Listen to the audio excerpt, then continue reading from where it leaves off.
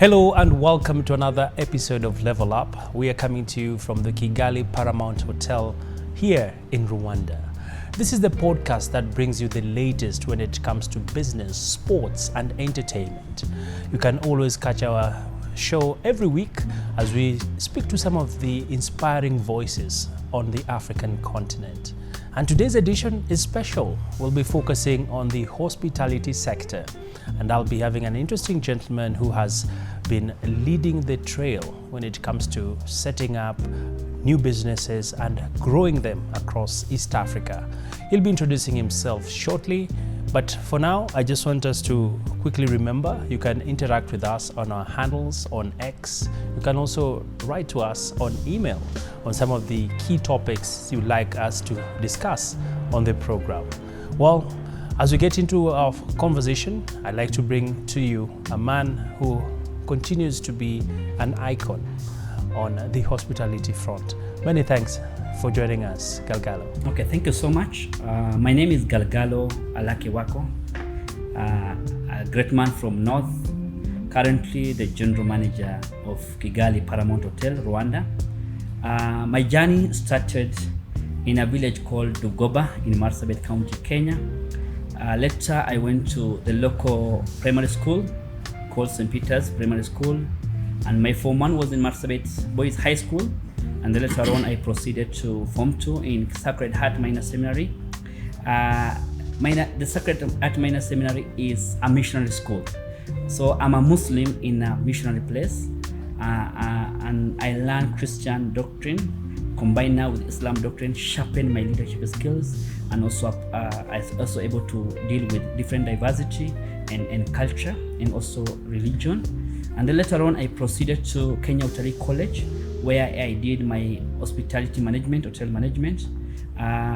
From there I went to Moi University to pursue my bachelor's degree, and currently I'm pursuing a hospitality management master's at Muranga University. So that's generally my education background.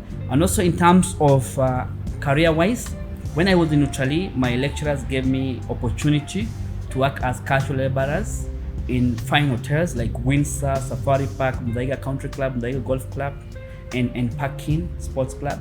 This gave me diversity in terms of different places. Like Muthaiga is club, and then Parklands is club, and also we have like a Safari Park, which are big on events. And later on also I managed to go to NHPI. That's where I served the likes of President Mwai Kibaki, and that's where I was spotted by then director of that facility, Mr. James Mwangi. Excellent. Yeah. So from there I moved to Kenya School of Monetary Studies, where I led a conference center, which on minimum we have covers like 1,000 per day. This gave me a diverse approach in event management and conference management. It upskilled my organization skills, planning, and also ensuring that I empower my team. That's why I start creating now a system that doesn't depend on an individual, having brand standards and system that works even if I'm not there. From later on, I went to courtesy hotels called Green Hills, where I was an F&B manager. The game changer was now Nokra's Hotels, where I worked at Nokra's Riverine Hotel and Spa as an F&B manager, and then later on I was promoted as a general manager, and at some point also been acting as in charge of 4 facilities, until when I now went to Rwanda to start up Utalii in Rwanda, called Utalii College. And here we have Mount Kigali University, and we have also Kigali Paramount Hotel, where I'm the general manager, and we want to bring the concept of application hotel to Rwanda, so that we upskill the Rwandan people and we ensure that we have the resource that is required for hospitality in Rwanda and beyond. And Galgalo, growing up in the northern part of the country, did you at one point imagine yourself making it in the city of Nairobi, becoming the man you have become today? Was this what you always wanted to pursue in life? Because growing up in Marsabit, I want to imagine it was a very harsh environment. Of course, development has been catching up with that area thanks to devolution. We've seen farming has been an area that was very known for Marsabit in terms of camels and the goats. But talk to me about your story into making it into the city, and was this what you really wanted to do in life, or did you have other bigger dreams? You know, I remember in class 8 I was asked, what do you want to be, by Mr. Chude? And I told him that I want to become a professor. And at one point I wanted to become a lawyer. I wanted to venture into business, but I never thought of hospitality because there was no single hotel in Marsabit that I can say I want to venture into hospitality. There's no, let's say, the potential then. No one will exploit the potential that was there. Like, for example, what counties are doing currently, because even the Kubifora is in Marsabit, where the fossil of first person was seen. But generally, I never knew about hospitality until my late dad went to Safari Park for conference, and he realized that there's a potential in the hospitality industry. Yeah. And he came home and told me, Galgalo, kindly apply for this course in Italy. And I applied. And that's the time when I applied. When I came for my interview, I met Dr. Mutua, and he said, who are you? My name is Galgalo Halakhe Waqo. And he told me, what's your, and then he just mentioned the Waqo, and that's how my hospitality journey started. So from there, I attended the interview, and then I was successful, and now I started schooling at Italy. What made a lot of difference was my exposure when I was in the college. It gave me an opportunity to serve who is who in the society. And by the values that my dad gave me of hard work, commitment, and being principled, I always serve to serve God. So this gave me the attitude of gratitude, and also when I serve, I'm serving humanity. So it gave me that servant leadership, and that's how it started. So people start seeing my potential. At any given time when I go there, I come as a junior person, an operational person, but now later on they tells me, be a supervisor, be a team leader.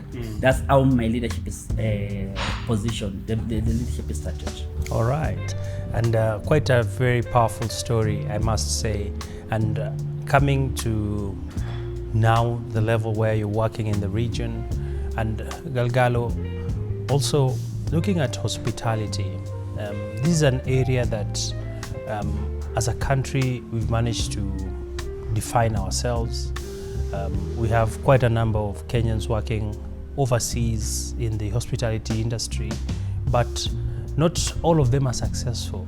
What would you say have been some of your building blocks in terms of helping you to stay focused and to also start your journey towards mentoring others and growing in the profession? Okay. One thing I can say is, first, you must know your purpose. Why are you in this industry?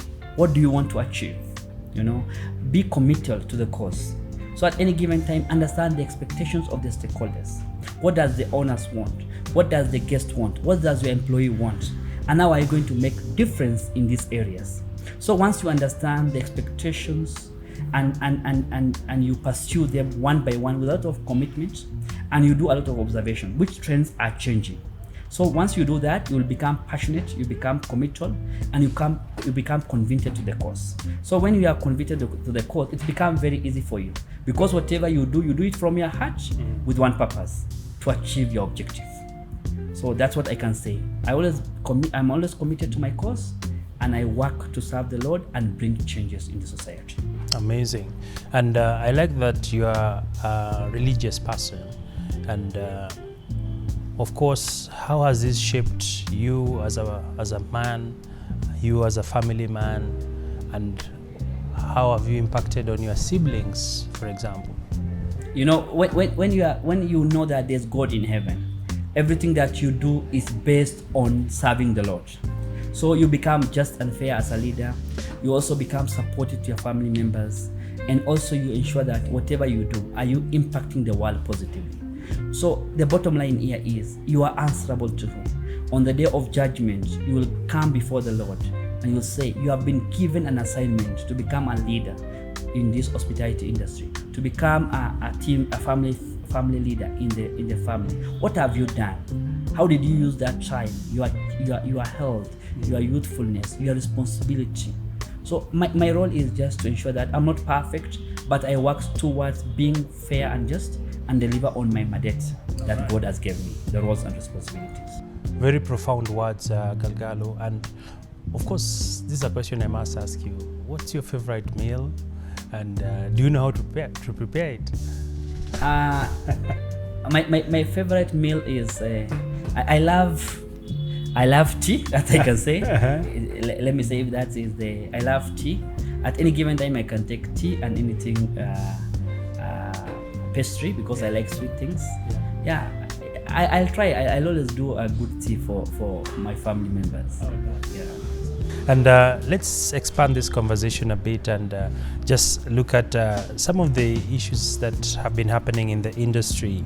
And right now, the hospitality industry is not only lucrative, but it also has some misconceptions. What would you say are some of the misconceptions about the hospitality industry that the younger generation need to know and position themselves to be able to penetrate into the market? You know, most of the people believe that hospitality is very informal and there's no layout standards. So let's say they believe that there's inconsistency in service delivery. But the truth of the matter is that hospitality industry, especially African hospitality, is authentic. It's blended with culture. It's blended with innovation, and it is world class. And you working in hospitality gives you a lot of opportunity. It is an eye opener. You know, people like a certain lifestyle. If I want to become successful, I want to be this. You encounter what successful people do. You encounter how people behave in hotels. You encounter why people travel from far to come to Kenya. What do they want to see? So the hospitality industry gives you that broader picture, broader perspective of the entire life. And if you are very good and observe what is happening, you will come out a great man. All right. And I would imagine you being where you are today, you must have taken some risks in life. Maybe someone told you hospitality does not pay well, you work many hours, and it's not sustainable. But what's that one big risk you've taken in your life and you felt it was the right step to take, and has it changed your direction of your life? Yeah, correct. Because at the beginning, you know, people at my village level, people think that the only thing that you can do is teaching, nursing. So if they say that Galgalo is now starting to manage hotels to sell chai and mandazi, you know, that was a bit not a good thing. Yeah. So you feel bad. But the risk that I took was taking leadership position in hospitality industry. So from the onset, I was a leader, and I ensure that I offer leadership and I make things happen. So that's the major things I've done. That's why it enabled me to open, like this is my dad hotel I'm opening, Kigali Paramount Hotel. We have opened Silver Oak in Embu, called Nokras Silver Oak, and we also open Nokras and Kare. From the scratch, working closely with the directors and other managers and make it happen. So venturing into unknown markets, like where we are in Kichukiro, you know, this is a virgin market. And people are wondering, where are you going to get market people from? Where are you going to get people who comes here to dine? How will you manage? So we came up with a strategy. And this has expanded my mind because I sit down and strategize and say, how can I make things happen here? So that's when I come and I ensure that I have a vibrant team in place, the right team in place. I ensure that I have a proper structured department. I train people, we build capacities, we have partnership and collaboration with the key stakeholders, and also thinking in the future, what do we want to achieve? Like here, we want to be a benchmark in hospitality training. Amazing. And Galgalo, what would you say has been your proudest moment? And also, have you ever gotten to a point in life where you felt like giving up, saying, I can't do this anymore? You know, I have many, let's say humbling moments. I can't say the proudest moment, the humbling moments. a man from North coming to Kigali and managing a 5-star facility with interest of impacting African hospitality leaders is so fulfilling. It's so satisfying. Me leading, for example, Nokra's Riverine, the biggest facility in central Kenya, a benchmark in that region, is so humbling. Me giving a responsibility to spearhead a project is so humbling. And I will say all this is because of the grace of the Lord and the support I get from my team members and the people I work with. While doing this thing, you are faced with challenges. At times, like there are times when we ventured into big projects, and you'll see that there's financial crisis, there's operational crisis, there's issue of the manpower and the staffing issues. But I always bounce back by having resilience, by having faith, and knowing that I should not focus on the short-term setbacks, but I should put my eye on my main objective, to make whatever I do a benchmark. And what are some of the lessons that you can say you've learned in your life's journey, and how has this shaped your view of the industry? My first lesson is, whatever you do it to your level best. Be passionate about it. Own ownership. Own the process. Assume that you are the only one who is handling this task, and bring it to the end. You have to be confident. You have to have integrity. You have to be man of principle. When you believe in something, you can be the only person in that room. But make sure you stand your ground. Let the entire world know that you are a principled man and you believe in this. So I think be principled in life matters most. And knowing exactly what you want. So the moment you know exactly what you want, the universe conspires. The universe conspires. That's very powerful, Galgalo. And of course, you have narrated to me how your father challenged you to apply for a course that led you to where you are today. Would you say your father is your biggest inspiration? And if you have any mentors, how would you say, or why is it important to have a mentor in your life? And how can this impact how you move and grow as a person? If I give you the history of my father, you'll be amazed.